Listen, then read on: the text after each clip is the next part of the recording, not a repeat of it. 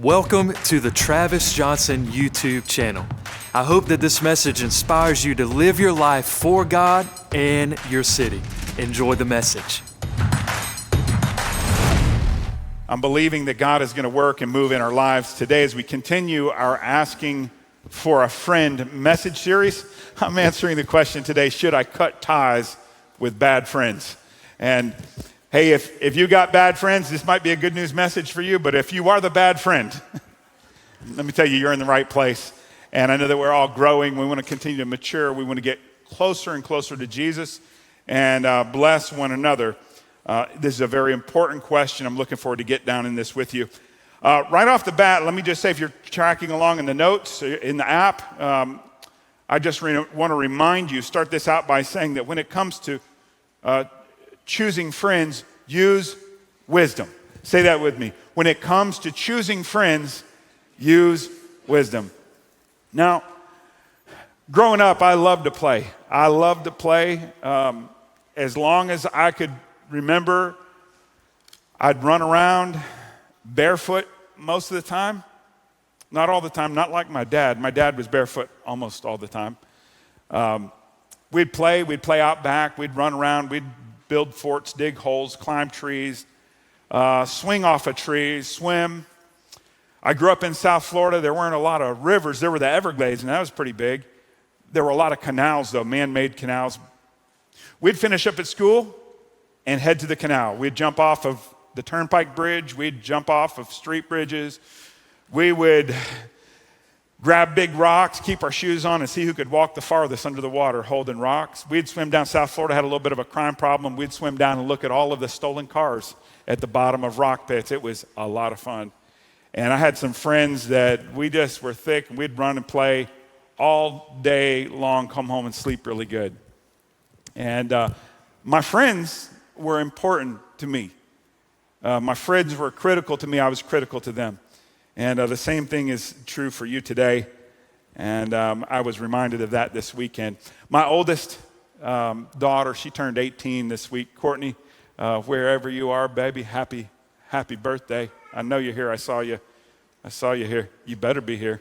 You're 18. You're 18. You can go to jail now. We had a great time. I got a little picture of her and some of her friends last night over at our house celebrating her birthday. We had a great time. But let me tell you, your friends, they'll get you into all kinds of stuff. You know that, right? Because we played, we had a lot of fun. We were out on the golf cart, playing, cornhole, a bunch of different games going on. People were fishing out in the back, and one of Courtney's friends, Spencer Duncan, I think we got a picture of Spencer here while he was fishing in our backyard. We got this nice belt right here. This nice purse. Got this nice little alligator, and so Spencer, that was pretty awesome.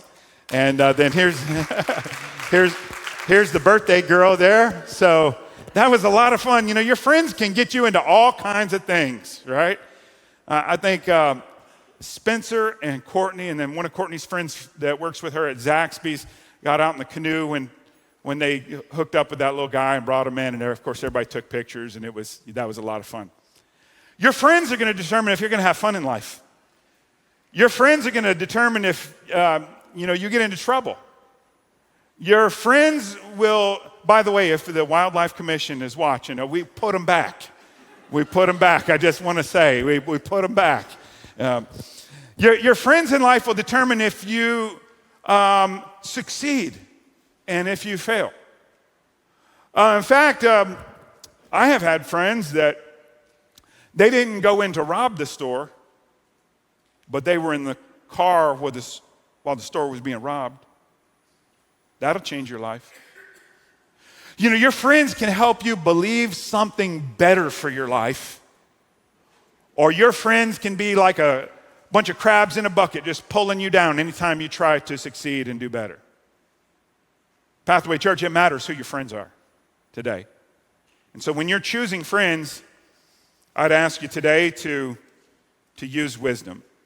Proverbs chapter 13 and verse 20 says this about your friends, says, walk with the wise and become wise. associate with fools, and get in trouble. So your friends will determine what your destiny is. And I would just say to you today that you may just be one addition or one deletion away from having the destiny of your life changed. Hey, I want you to accumulate. I want you to add good friends. But there may be some folks in your life that you need to shake loose from. Maybe permanently. Or maybe for a season. It may not be someone that you're shaking loose from. It may be just that you're deciding that you are not going to receive from that person. You're going to be a giver to that person, but not a receiver to that person. Whatever it is, wherever it is you are today, I want to challenge you to evaluate your friends. I want to do so by sharing the lives of 3 different people in the Bible. We're going to look at 3 different kinds of friends that you would have. And we're going to hit those really quickly. First, you have a friend that brings you down. You may have a friend that brings you down. Go with me to 1 Kings chapter 12, and we're going to go to the place where King Solomon had just died, and there was a new king over all of Israel that steps onto the scene. It was Solomon's son. So he is the 3rd generation king over Israel from the same family. Of course, we have David, the son of Jesse, who was anointed king by Samuel. He came onto the scene, truly a great king. Not perfect, but a great king. And then his son Solomon, who got to realize the vision that he had for Israel. David wanted to build the temple, but because of David's sin, because of how he covered up his sin with Bathsheba and took the life of Uriah in the cover-up process, then God said, you will not be able to build this temple. Of course, David was very much engaged in the plans and in the resourcing.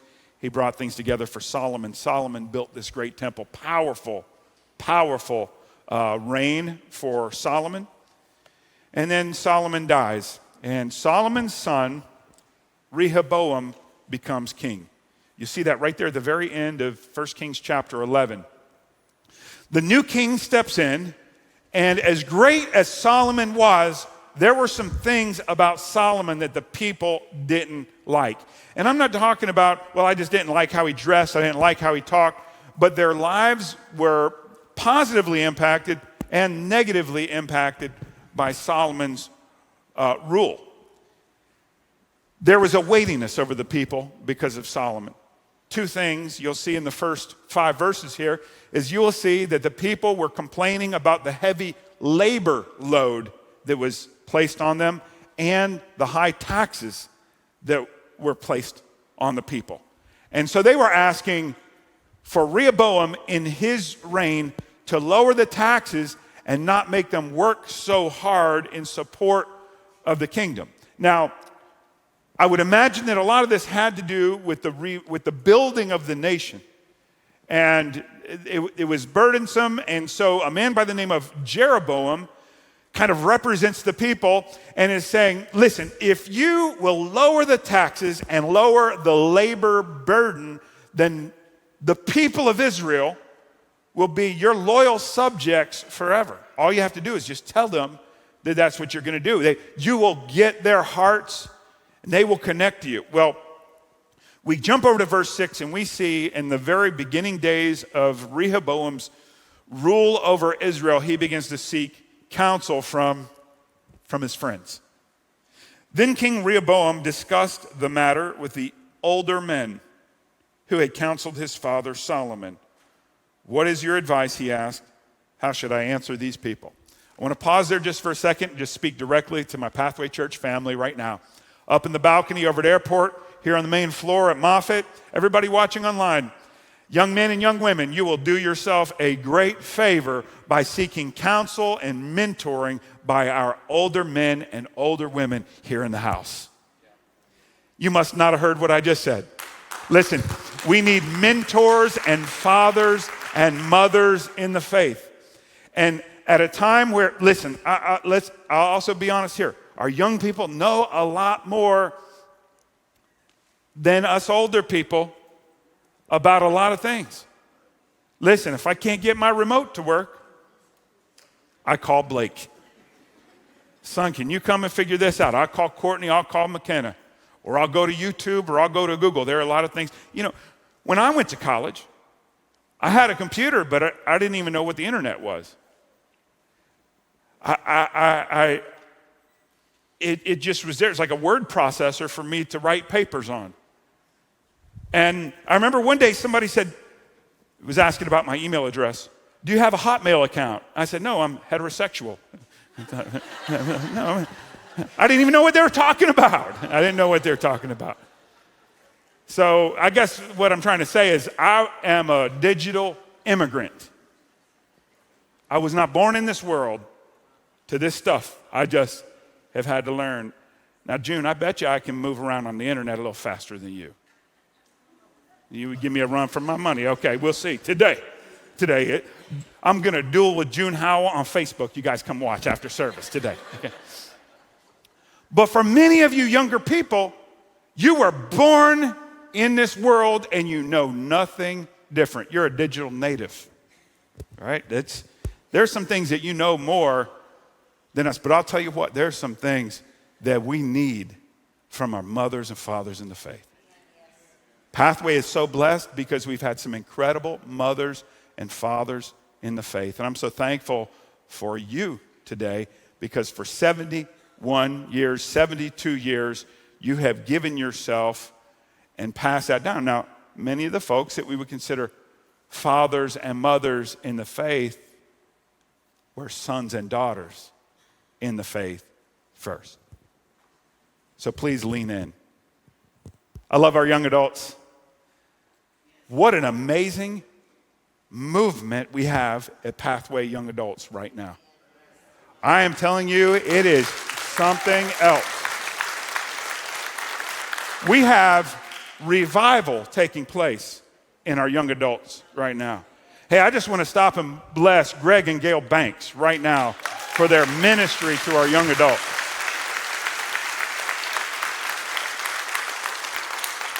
Now, Greg and Gail, they are like stars over there. I mean, everybody loves them. But when Dave and Deborah Salmons show up to young adults, they are like heroes. And it's an awesome thing for me as a pastor to sit back and say, I just got to pinch myself. Is this really happening? To see the book of Joel being realized in our church, that God will turn the hearts of the fathers and mothers to the hearts of the sons and daughters in this house. Hey, we're not a young church. We're not an old church. We're not a white church. We're not a black church. We're just the church of Jesus Christ. And we're the church of Jesus Christ. God's people come together. Rehoboam, he talked to the older men who had counseled his father Solomon. What is your advice, he asked. How should I answer these people? The older counselors replied, if you are willing to become a servant to these people today and give them a favorable answer, they will always be your loyal subjects. So we see a pathway from the wise, seasoned counselors here, which we also see New Testament leadership here as well. You know, the Bible tells us that leadership is not to be lorded, or authority is not to be lorded over people. But we actually see in Jesus Christ the greatest servant leader that has ever walked the face of the earth. He did not come to be served, but he came to serve. And we see him at that Last Supper wrapping a towel around his waist and kneeling down to wash his disciples' feet. The older counselors say to Rehoboam, if you will serve your people today, they will be faithful and loyal to you. But Rehoboam rejected the advice of the older men and instead asked the opinion of the young men who had grown up with him and were now his advisors. Now, let me really quickly say, you do know that there are some young wise men and there are some old foolish men. You know that, right? I mean, just because you have survived a while doesn't mean that you're wise. It just means, I am a survivor, ain't gonna give, right? It just means that you hung around for a little while. But what we see in, who was that anyway? Was that Beyonce? Who is that? What? Destiny's Child, yeah. Okay. He goes after the young men. It makes me think of leadership in our own church. We have people who are spiritually mature, but who are immature as leaders. It's not a sinful thing. It's a godly thing. It's maybe not mature leaders. We also have people in the church who are mature leaders, but who are spiritually immature. Now, the goal for all of us is that we would be mature Christians and mature leaders, but both take different kinds of learning, takes different kinds of development. Rehoboam is seeking out the advice of young men who were also immature in their leadership. They had grown up with him and were now his advisors. What is your advice, he asked them. How should I answer those people who want me to lighten the burdens imposed by my father? The young men replied, listen to this, is crazy. This is what you should tell those complainers who want a lighter burden. My little finger is thicker than my father's waist. Yes, my father laid heavy burdens on you, but I'm going to make them heavier. My father beat you with whips, but I will beat you with scorpions. Needless to say, this didn't go over well when he rolled out with this advice that he had taken from the younger counselors. And we see on down through the next several verses that when he stood up and spoke harshly to the people rejected him. Verse 16, when all Israel realized that the king had refused to listen to them, they responded, down with the dynasty of David. We have no interest in the son of Jesse. Back to your homes, O Israel. Look out for your own house, O David. They said, we're going to handle our business and you handle your business. And at this point, the kingdom of Israel splintered and the unity was gone.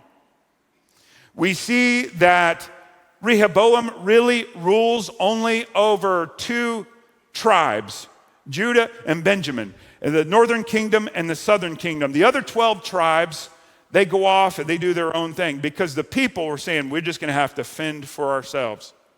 It's a really difficult thing to watch because this should never have happened.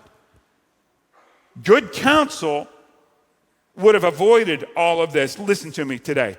The wrong friends can take you down, and they can take down the destiny and the plans that God has for you in your life. Just hear me today. You evaluate your friendships, and you put them in the places that they need to be. And I want to tell you, first and foremost, is your relationship with the Lord. And if there's any friendship that is discounting or dragging down your relationship with the Lord, your approach to those friends needs some help. Rehoboam illustrates that a friend, that you can have a kind of friendship that'll bring you down. The second kind of friend I want you to look at today is a friend that brings you up. Go with me to Acts chapter 15, and we're going to look at a relationship with John Mark and with the Apostle Paul. Acts 15 and verse 36. After some time, Paul said to Barnabas, Paul and Barnabas were friends, ministry partners, let's go back and visit each city where we previously preached the word of the Lord to see how the new believers are doing. So they're planning another one of Paul's missionary journeys. This is like your favorite band came to your town and now they're coming back.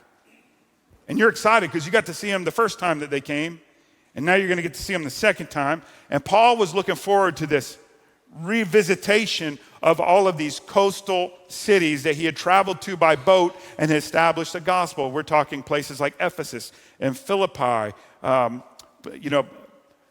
places throughout that whole region spanning from Turkey all the way on over into further east, further west parts of Europe. And so verse 3 says, Barnabas agreed. He's like, this is a great idea. And he wanted to take along John Mark. Now, this is where they didn't agree. Paul is like, hold up just a second. But Paul disagreed strongly since John Mark had deserted them in Pamphylia and not continued with them in their work. Paul was saying, listen, Barnabas, I was dropping back for a pass, and John Mark was my left guard. He was my blind side tackle. And when I needed him, he missed his assignment. He walked off the field, and I got clobbered, and I just don't want to do that again. John Mark and me, that's not really in my flow right now. Well, verse 39 says their disagreement was so sharp that they separated. Now, this is real talk here. This is real talk. Let me tell you, Barnabas loved Jesus. Paul loved Jesus. John Mark loved Jesus, is what you will see here. That does not mean that John Mark didn't have some leadership immaturity here that cost Paul, and Paul was questioning his loyalty, or maybe not even his loyalty, but just his internal strength, his emotional strength to withstand the difficulties that life brings. And so they have some challenges. Just real life talk now, okay? You have some friends, and I have some friends that are in my life that I love. They love Jesus, and I love them. They love me. They know I love Jesus. But when it comes down to it, we just don't get along. Does that make me evil? Does that make you evil? No, it just means that in this season, I'd rather go out to eat with somebody else. Pastor, I feel uncomfortable with you talking like this. Oh, man, take it up with Paul, okay? This is real stuff. But it isn't over. Their disagreement was so sharp that they separated. Barnabas took John Mark with him and sailed to Cyprus. Paul chose Silas, and as he left, the believers entrusted him to the Lord's gracious care. So what seems like a terrible conflict actually turns into Barnabas and John Mark going on a missionary journey, and Paul going on another missionary journey, and actually the ministry was multiplied. It was at least doubled because of this challenging moment. Now, it wasn't just John Mark and Paul that separated, but we see here that it was Paul and Barnabas who also separated after they had agreed to go on this trip together. Now, you've got some friends in your life that in this message today, you may be putting a mind on, hey, I may need to just get some distance from this person because this person is taking me off mission. Now, it doesn't have to be permanent. Maybe it's just, I'm just going to put this on hold for just a minute. Can I give you something for free this morning? If you're having trouble with somebody on Facebook, somebody you love, that all they do is gripe and whine about the person at Waffle House that didn't get their food right. They're like Debbie Downer, Eeyore walking around with their tail falling off all the time. You're like, I'm just done. Let me tell you something. You don't have to unfriend them on Facebook. You don't have to do that, but you can mute them. You can hit the mute button. You can hit the hide button. You don't have to, just a little separation. But then there's some people that you might have to say, hey, we just got to cut things off because this is destructive. This is destructive for my life. 2 Timothy chapter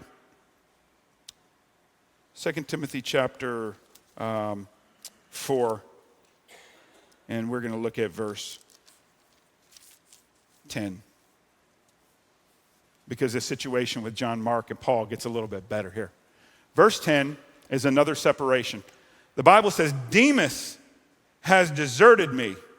Now, what's the difference between Demas and John Mark? The difference is that Demas, Paul's ministry partner, has deserted him because he loved the things of this life and has gone to Thessalonica. He turned his back on Jesus. He turned his back on Paul. It was a sinful maneuver, and Paul didn't have to cut him off. Demas cut Paul off and went off into another life. Now listen to this. He's counting through a few other people. He says, Crescens has gone to Galatia and Titus has gone to Dalmatia. Only Luke is with me. Now listen to this. Hear the restoration and the reconciliation of this relationship. Paul says, bring John Mark with you when you come, for he will be helpful to me in my ministry. He will be profitable. He will be good. Now, let me just tell you, there have been times in my life where I felt as a pastor, I was complicated for the church. I was difficult for the church, and I felt like they needed a better pastor. So I have done this before. I have fired myself and then rehired myself the next day. Say, I'm going to be a better pastor for my church. And I have also talked to my team and said, listen, it would be better for you to step out and forget who you are right now and come back with a better attitude fixed up so that we can get profitable and good, have good chemistry, etc. It's a whole lot better than separating for a long period of time because of some attitude, some kind of brokenness between the relationship. What we see here is John Mark and Paul separate for a season, and then John Mark is restored in relationship, not just in ministry, but in that ministerial relationship, that friendship with Paul and John Mark. When I think of Paul and John Mark, I think that John Mark is this second kind of friend, the friend that you bring up. So you have friends that will take you down, and then you have friends that you will bring up, and then you will bless. I think those are two kinds of friends you really need in your life. The friends you bring up, and you need friends who will bring you up. I want to be bettered by my friends, but I also want to better my friends. If the only people you have and the only people you're seeking in life is people that can bless you, there's a problem. And if you're only surrounded by people you're trying to bless, listen, there's a problem. You need to have both of these kinds of people in your life. So let's talk about this third kind of person here. Right here in 2 Timothy chapter 1, verse 3, we're looking at Paul and Timothy. Timothy is the kind of friend that you make better, and Paul is the kind of friend that makes you better. Paul's writing in his greeting, he says this, Timothy, I thank you. I thank God for you, the God I serve with a clear conscience. Just as my ancestors did day and night, I constantly remember you in my prayers. I long to see you again, for I remember your tears as we parted. And I will be filled with joy when we meet together again. When you say that's a good friendship right there. I remember your genuine faith. For you share the faith that first filled your grandmother Lois and your mother Eunice. And I know that that same faith continues strong in you. So he's blessing them, right? He's building them up. He's building them up. He's saying, you're strong. You have legacy. You have purpose. God is doing strong things in your life. But he says, but there's more for you, son. I'm really happy for where you are, but there's some greater things ahead. And he pivots off of that, and he says this. He says, this is why I remind you to fan into flames the spiritual gift God gave you when I laid my hands on you. For God has not given us a spirit of fear and timidity, but of power, love, and self-discipline. I think it's a powerful thing to hear this of Paul talking to young Timothy. And one of the reasons is because Timothy goes from this place where Paul is telling him not to be afraid, not to be timid, but to have self-discipline and a sound mind. He's probably telling him that because he was timid. He was afraid. He didn't have self-discipline. He was afraid. One of the worst things that can happen for you is to be a preacher who is afraid of the people that you're preaching to. What happens when we are like that, when preachers are like that, we begin preaching to the people instead of preaching about Jesus. And we begin to tell people what they want to hear instead of what the Lord wants us to share.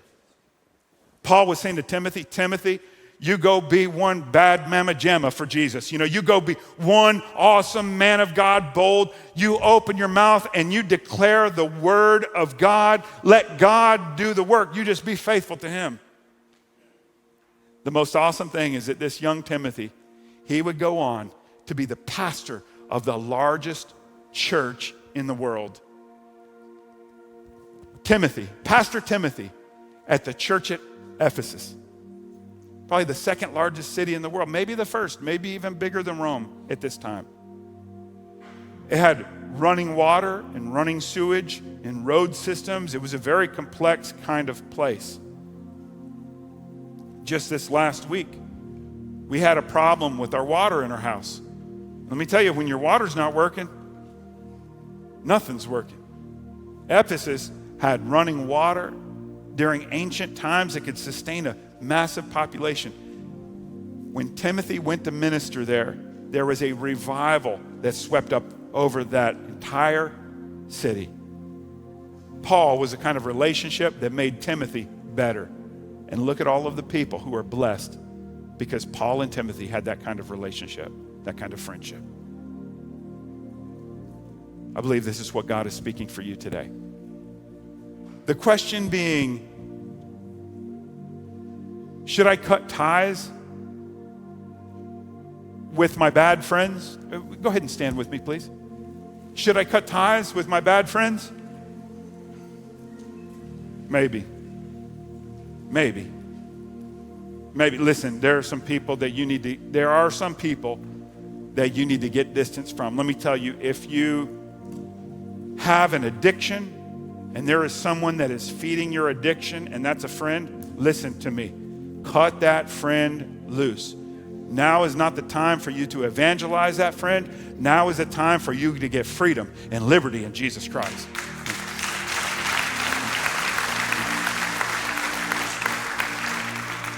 Is there a friend that fuels negativity in your mind and is constantly filling you with despair and depression and anxiety? Yeah, there's some friends that you need to let go of. Listen, you got to make room in your life for some other kinds of friends.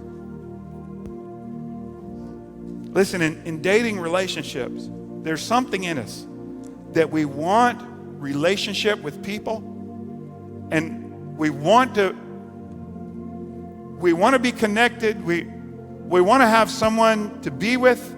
But listen, if this person is not going where you're going, go ahead and cut that thing off and move out here by yourself. Well, I don't want to be lonely. Listen, you may need to get lonely. You may need to get alone so that you have room for the right person to come alongside of you.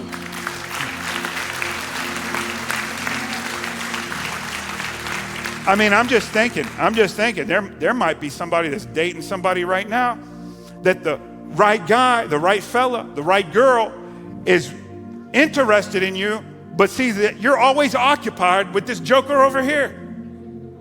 Man, it's just time to get free. There's all kinds of other relationships like this. Yeah, there are probably some people that you need to cut ties with. But for all of our other friends, there are some people we just need to know where to put them. Are they the kind of friend that'll bring us down? Or are they the kind of friend that we're supposed to be bringing up? Are they the kind of friend that's supposed to be bringing us up? Just be careful between the person that brings you down and the person you're supposed to be lifting up. A lot of times we say, well, I'm evangelizing, I'm helping this person. Be careful. Be careful. You do that. But you better be careful. I've seen so many people be evangelized away from Jesus and into carnal ideology and carnal thought, and see people's lives and faith shipwrecked because they cared more about what their friends thought than what Jesus thought. The Lord wants to do a good work in us. I want to take us to Psalm 1 as I close today. And I want to read this out of my grandfather's Bible. And I want to remind you today that as I do, well, this is about us and the Lord. It's about our destiny as well. And friendships shape destinies. Friendships shape destinies. Say that with me. Friendships shape Destinies. Who are you going to be tomorrow? Well, show me who you're hanging out with today. That's how I'm going to say that right now. But here's how the psalmist says it in Psalm 1. I just love how the King James Version reads too. Blessed is the man that walketh not in the counsel of the ungodly, nor standeth in the way of the sinner, nor sitteth in the seat of the scornful. But his delight is in the law of the Lord, and in his law doth he meditate day and night. And he shall be like a tree planted by the rivers of water, that bringeth forth his fruit in his season. His leaf also shall not wither, and whatsoever he doeth prospers. But the ungodly are not so. They are like the chaff which the wind driveth away. Therefore, the ungodly shall not stand in the judgment, nor sinners in the congregation of the righteous. For the Lord knoweth the way of the righteous, but the way of the ungodly shall perish. I thank God for the relationships that are in this room today. And I thank God for what he's doing in our hearts right now about our relationships. I hope you've been blessed by this week's message. Make sure to subscribe and hit the bell icon so you never miss another message. We'll see you next week.